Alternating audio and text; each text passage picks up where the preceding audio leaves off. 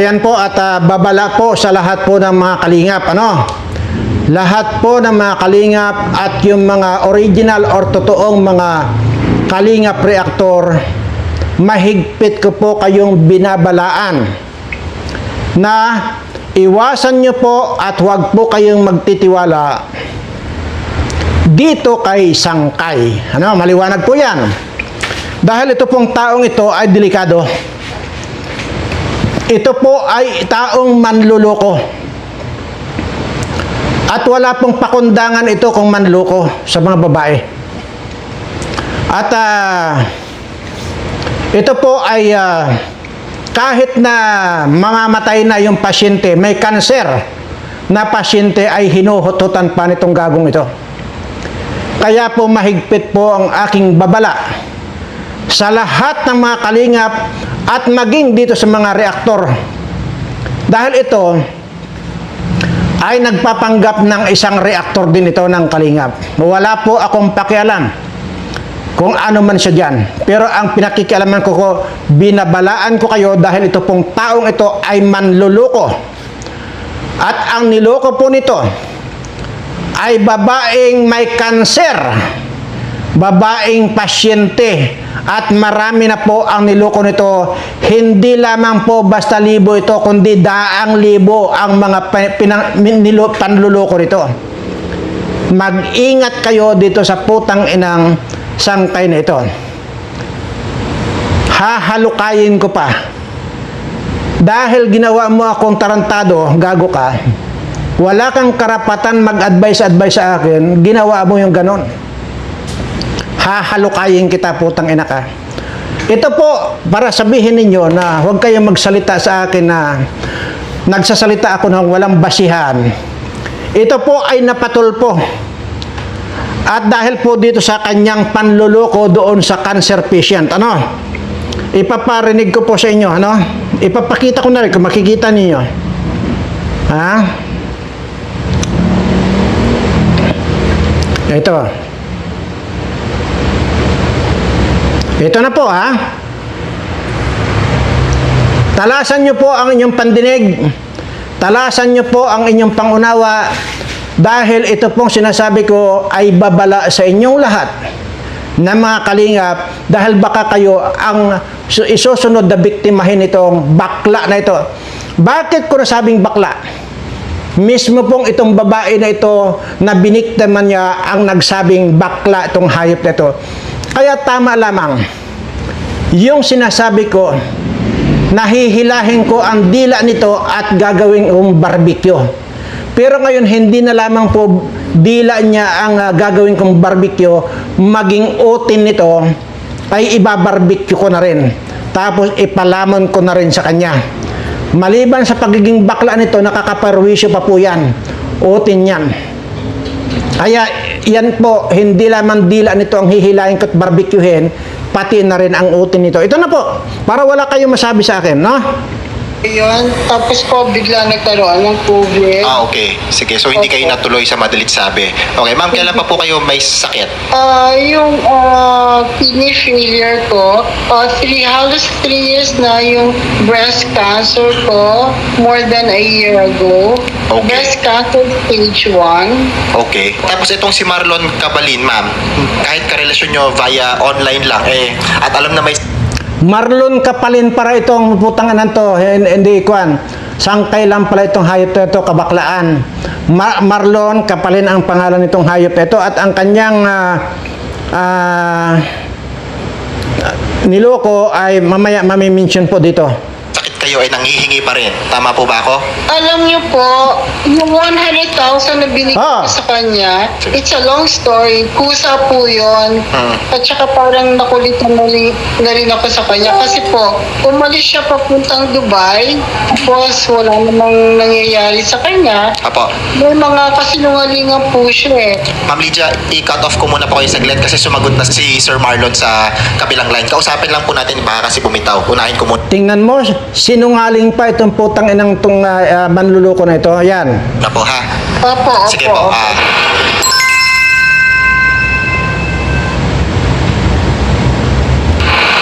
Marlon, magandang hapon. Sir Marlon.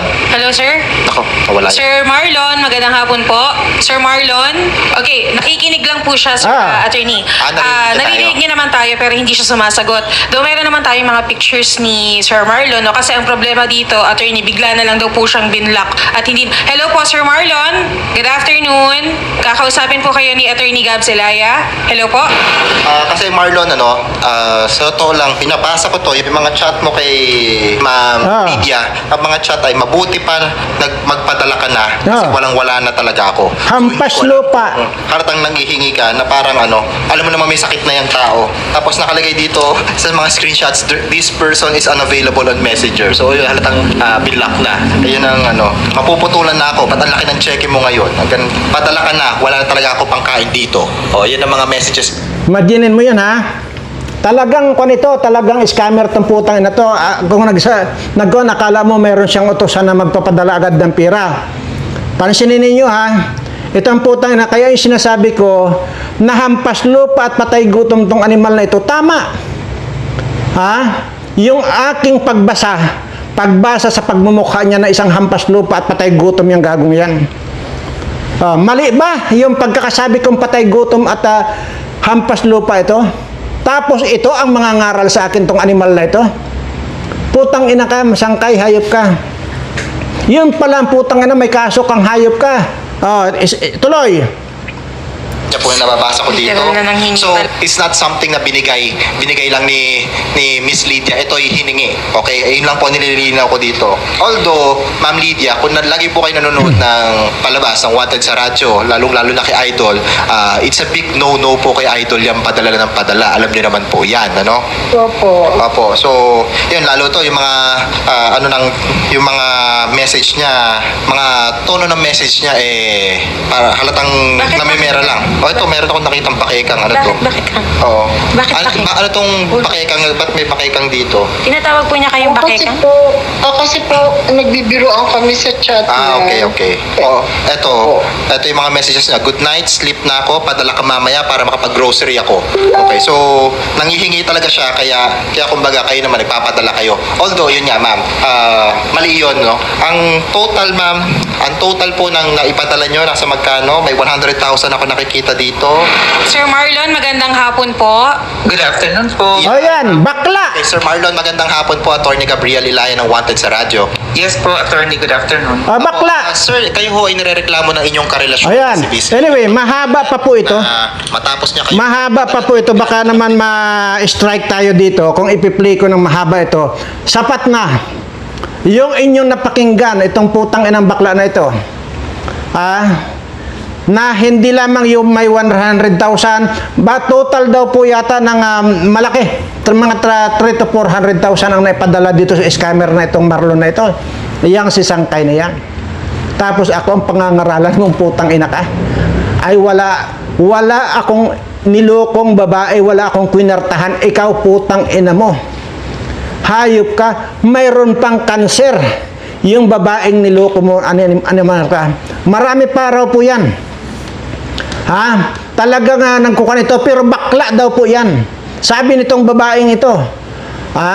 Yan po.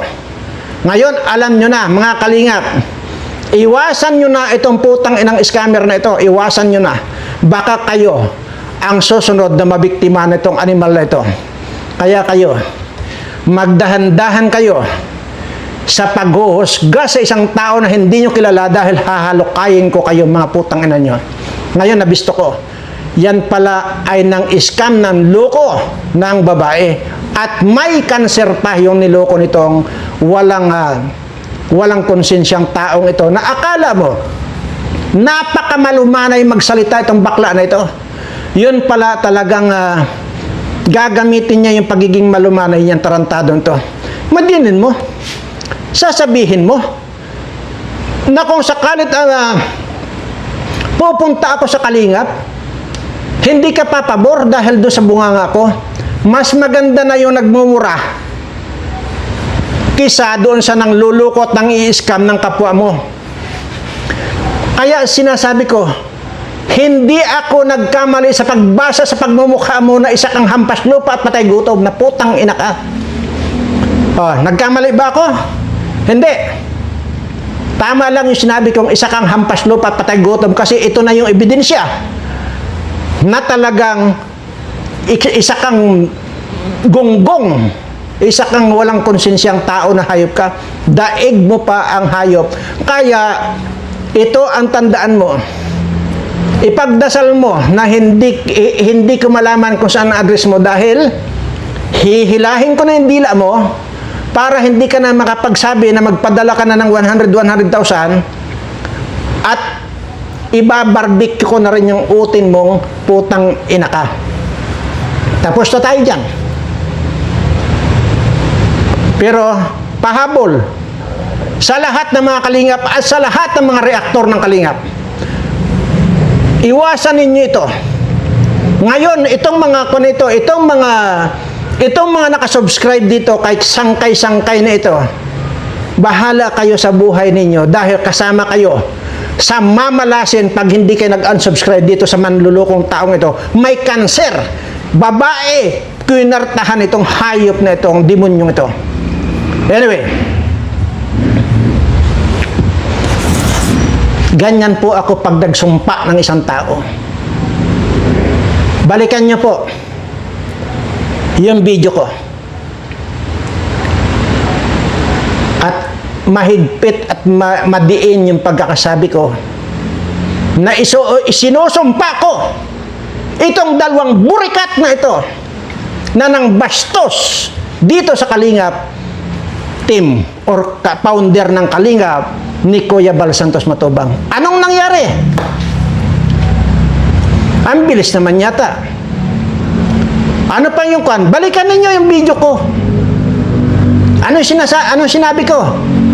Pinagdiinan ko. Simpak! Simba! Kumyar! Yan ang sumpang aabutin ninyo sa akin, mga putang ina ninyo, mga walang utang na loob kayong putang ina ninyo. Tumalab na. Ngayon, nagdi-develop na rin ng sakit yung isa na kasama nitong burikat ito. Huwag ako. 177 years old ko na. Kung marami na akong mga kaalaman kung papaano ko kayong isumpa ng mga putang ina niyo, mga wala kayong kakwenta-kwentang tao. Ikaw na putang ina mong doktor wakwak kang doktor bayag ka.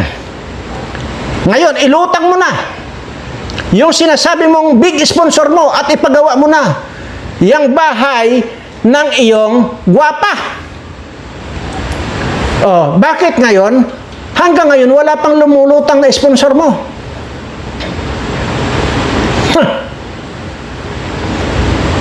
Ipag-iba mo. Tapos ipatayuan nyo ng bago. Total, yan naman ang lagi mong pinagmamalaki, di ba? Yung sponsor mong, big sponsor mo ko, no? Wala na. Mananatili yung sumpa diyan sa mga taong mga walang utang na loob. Binastos ninyo yung matandang nagpaangat ng buhay ninyo. Binastos ninyo ang taong nagmalasakit sa inyo. Sumpa ang aabutin ninyo at yan na nga, tumalab na, nangyari na yung sumpa na sinasabi ko sa inyo. Nangyari na. Ano pang antay natin? Ano pa ang pwede niyong ipatunayan sa sinasabi ko? Yung isa dyan, malaman-laman nyo na, nakakonfine na sa hospital yan. Hindi nyo kan? Balikan nyo yung video ko kung anong sumpa yung binitawan ko sa mga putang anang to. Balikan nyo yung mga video ko. Para malaman ninyo na kapag ka nagbitaw ako ng sumpa dito, pag bumitaw itong bunganga ako ng sumpa, masusumpa ka.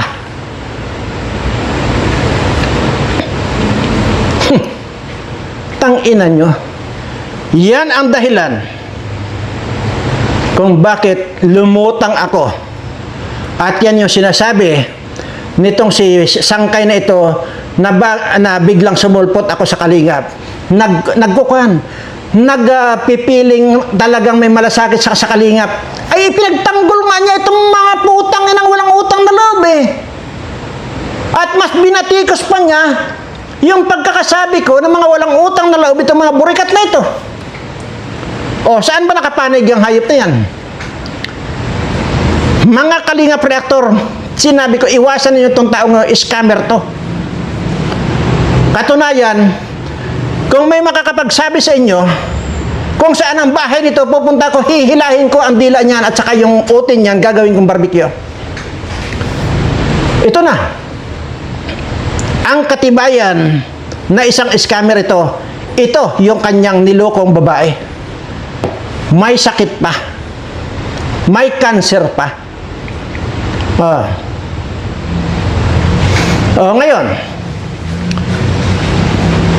Ngayon mo ipakita, putang ina kang Dr. Bayag ka, kung nasaan na yung sponsor mo.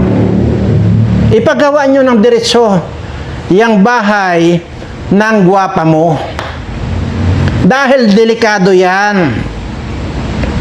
Pag nandyan pa sila, baka damay-damay na sila doon sa sumpa ko. Ha? Kaya, pwede namang ma-prevent yung sumpa. Okay? Lumayas kayo dyan sa bahay na yan at baka sama-sama kayong pamilya na maililibing dyan sa bahay na yan dahil ikaw mismo ang nagsabi na bitak-bitak na yung bahay ninyo. Ngayon, palutangin mo yung sinasabi ni Dr. Wakwak na big sponsor niya. Kung ako sa inyo, para kahit papaano ay mabawas-bawasan yung sumpa ko sa inyo, huwag nyo nang antayin na sabay-sabay kayong daganan ng sumpa na yan. Sinabi ko may sumpa na yung bahay na yan, di ba? Kasasabi ko, balikan nyo yung video ko. Kasasabi ko, isinusumpa ko ang bahay na yan. Simpak-simba kumyar. Nangyari na. Ano pa ang gusto niyo mapatunayan sa akin? Gusto niyo pang patunayan sa akin na lagyan ko ng karayom yang lalamunan nitong si Dr. Wakwak para hindi na siya daldal ng daldal?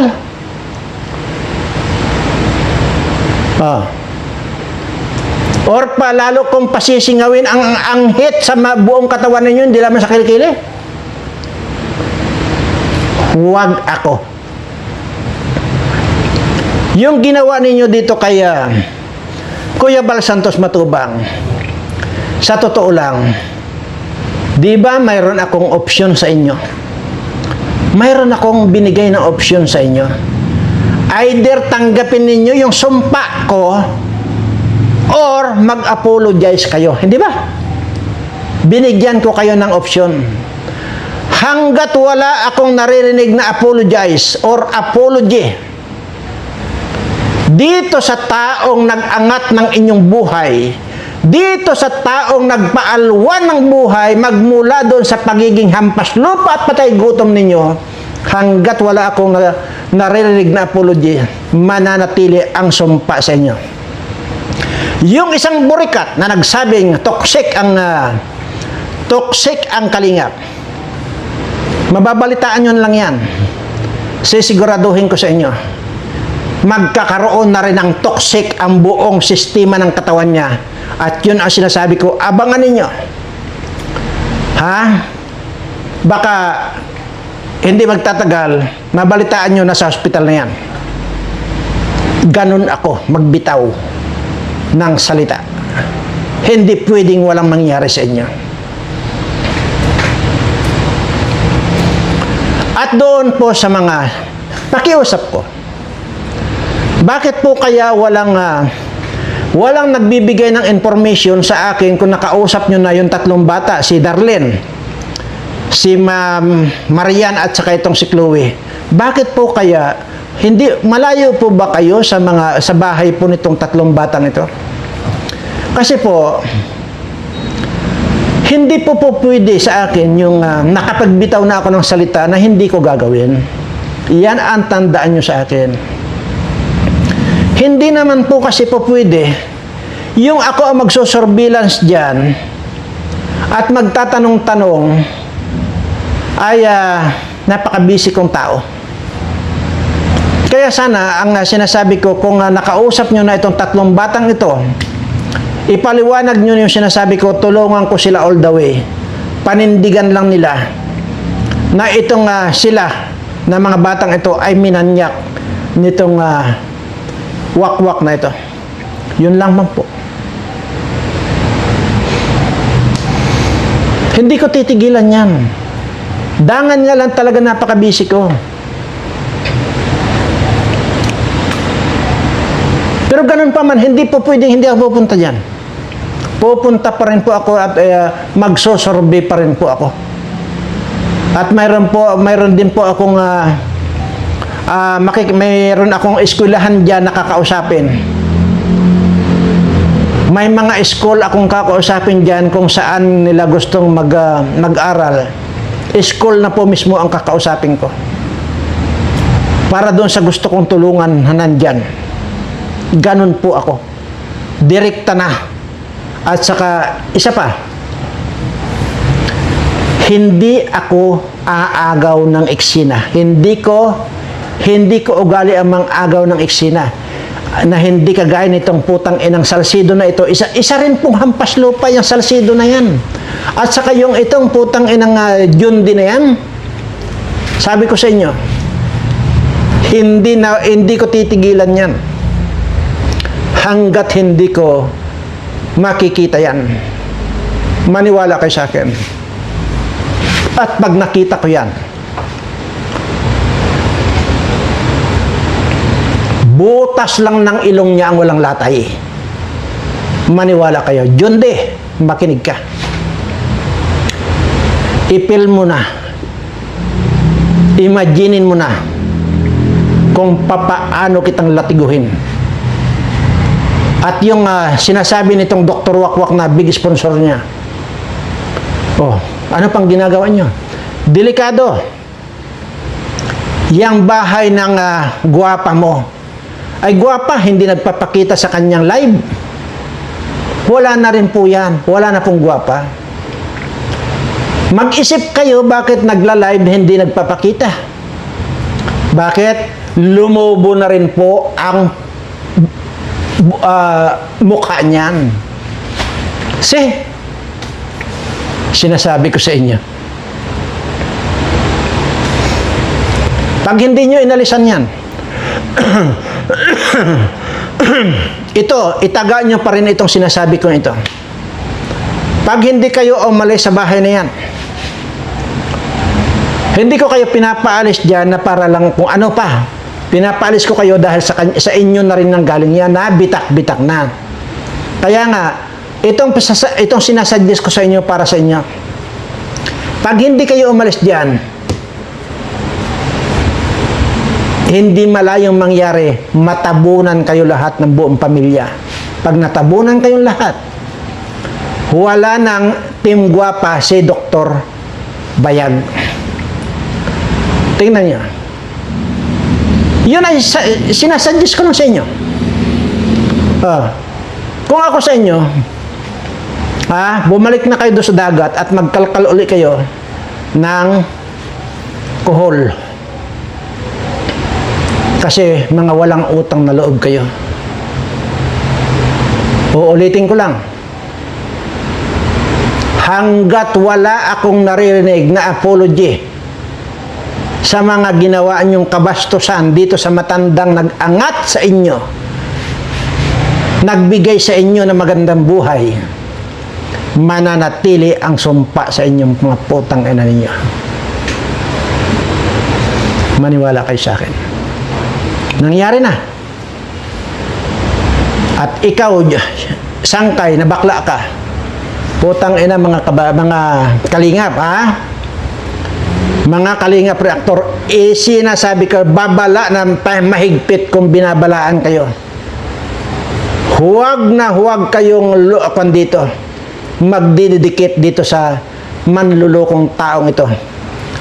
Malumanay magsalita, pero manluloko pala. Ayan. Ipinarinig ko na sa inyo. Dahil ipinatulpo pala siya nung babaeng niloko niya. At akala mo pa kung sino pa yung sino pang nag-uutos na padalhan ng 100,000 agad-agad. See? Di tama yung sinabi ko na isang hampas lupa at patay gutom itong hayop nito. Kung may pamilya man itong putang inang ito, yun pala ang pinapakain niya sa pamilya nito. Yung panluloko na galing dito sa cancer patient na pinagluloko niya. Bullshit ka. Ang kapal ng mukha mo. Kaya kayo, sa susunod na may makita pa akong mga nag-subscribe dyan, nakasubscribe dyan, isusumpa ko lahat ng mga nag-subscribe dyan sa iyo. Pag hindi kayo nag-unsubscribe dito, sa susunod na makita ko na mayroon pa rin mga subscriber yan, isasama ko kayo sa sumpa ko. Ngayon, wala pa akong bibitawan. Pero pag hindi pa kayo umalis dyan, sa subscribe nito, pag hindi pa kayo nag-unsubscribe, isang linggo lang, pag nagbitaw ako rito, isang linggo lang, may mararamdaman na kayo. Isang linggo lang, tumalab na ang sumpa sa inyo. Ngayon pa lang, mag-unsubscribe na kayo dito sa manlulukong putang inang sangkay na ito. Tang ina mo. Akala mo kung sino kang magtuturo sa akin, magre-reprimand ka sa akin? Sino ka? Tang ina ka. Ha? Mga bilo-bilo the belt na manalalaman ka? Ay, ano yung panluloko mo? Doon sa babaeng may cancer patient, ano yun? Hindi below the belt yun. Yan ang problema sa inyo mga putang ina ninyo. Nakikita nyo ako na below the belt ako, pero yung sarili niyo hindi na ako nakikita na mas masahol pa yung mga pinaggagawa ninyo. Hindi man kayo nagmumura, putang ina ninyo, mas masahol pa sa magmumura yung panlulokong ginawa mo dito sa babaeng may cancer na ito. Agre? Putang ina ka. Putang ina mo. Gagawin kong barbecue yung utin mo at ipapalamon ko mismo sa iyo. Tandaan mo yan. Yung ginawa mo sa akin, hayop ka. Kailanman, hindi ako nangunguna ng gulo dito. Kailanman, hindi ako nang lalait ng tao rito. Huwag lang ninyo akong unahan. Pag inunahan nyo ako ng mga putang ina ninyo, may kalalagyan kayo sa akin, huhukayin ko kayo mga putang ina ninyo. Ngayon,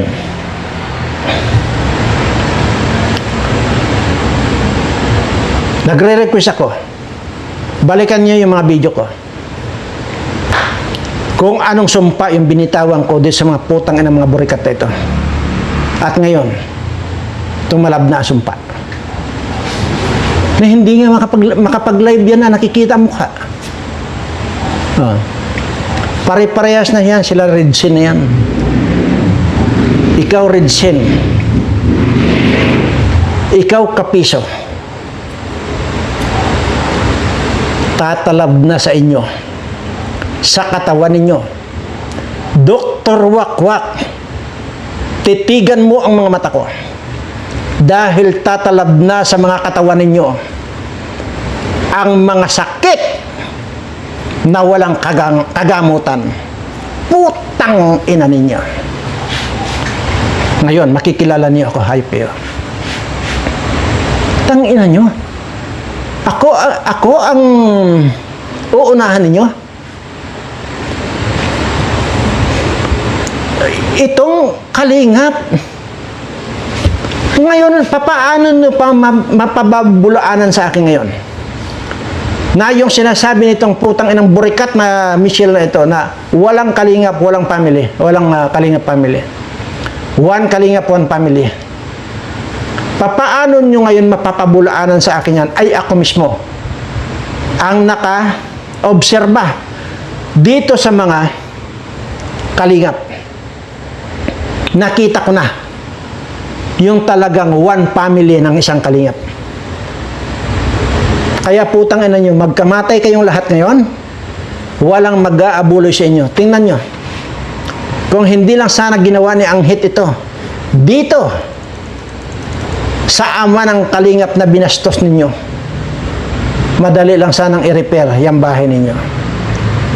Ngayon, ipa-repair ninyo dito kay putang inang wakwak na ito.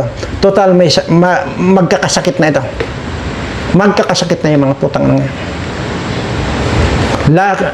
Alam ko may mga sakit na ito. Pero lalo pang lalala ang mga sakit na mga yan. Huwag ako. Huwag ako. Dahil bawat binibitawan kong salita dito, may sumpa. Putang ina ninyo. Sa mga subscriber ko po, paumanhin. Dahil hindi ko lang po kayang tanggapin itong pinaggagawa nila sa mga taong tumulong sa kanila. Pagkatapos niyan, babastusin pa nila, ipapahiya pa nila sa buong mundo. Kagaya niyan, nung may ginawa sa kwarto, nakitang-kita ko na rin itong si Kuya Bal Santos Matubang. Siya pa ang nagbuhat ng mga simento. Pagkatapos may paggawa yung kwarto, yun ipinatulpo pa. Nasaan ang konsensya mong putang ina ka? Kaya marapat lamang natanggapin mo ang sumpa na kahit kailan hindi na kayo aangat sa buhay, bagkus gagapang kayo na parang kubra o parang ahas sa kahirapan ng mga putang ina ninyo. Maraming salamat po at sa lahat po ng aking mga subscriber. Mahal na mahal ko po kayong lahat.